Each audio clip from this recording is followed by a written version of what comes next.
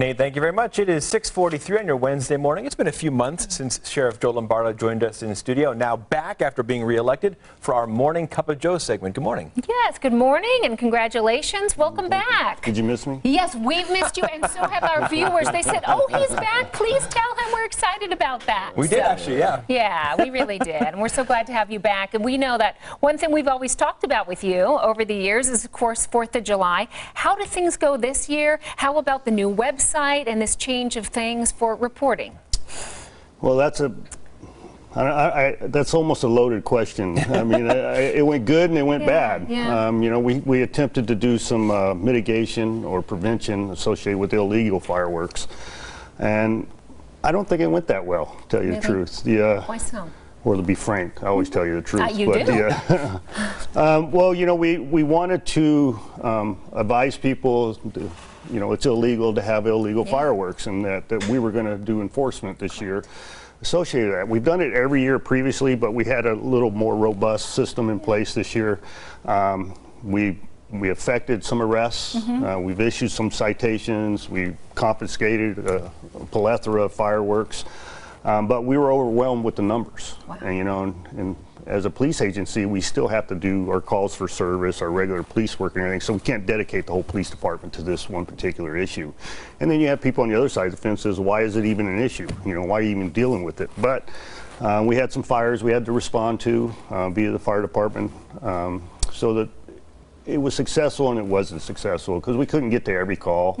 We had 22,000 plus calls come into the website. So as you can imagine, how could we possibly manage that? So next year we're going to have probably a little bit different tactic. We're looking at the suppliers of the fireworks versus the consumers of the fireworks. So maybe that'll be more beneficial in how we address this problem. Okay, all right. So we've talked about earlier in the show, today is the day another October 1 report will be released from Metro Police. Let's just talk about when the final release of documents will be provided by Metro Police and where we are in the process here. You know, I've been saying all along, probably the end of this month. That's the goal. We're shooting for the end of this month.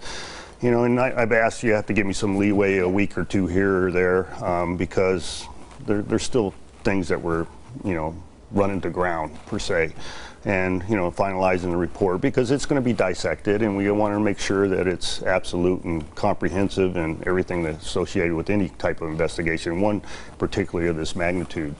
So the question was, yeah, we are going to do some public release today, as we do as a normal practice, and then I anticipate there will be some additional releases even after the report is issued. Okay. So. Right. And finally, at this hour, I mean, it's the heat of summer, Sheriff, and we know that sometimes there's a spike in crime. Any message you want to get out there to share? Well, you know, first and foremost, pool safety. We've always had a problem in years past. You know, kids get out of the parents' view and they make their ways into the pool areas, and some of them succumb to, you know, drowning.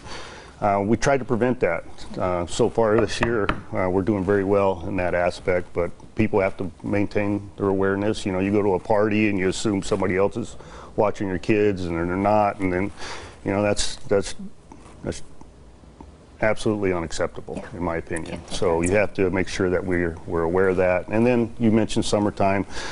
Kids are out of school, so idle hands. We want to make sure that they're occupied and they're not contemplating crimes. But our property crimes tend to increase during the summertime, along with violent crime, because people get anxiety over the weather and everything else that goes along with the oppressive heat. So we have to make sure we're addressing all those items. Right.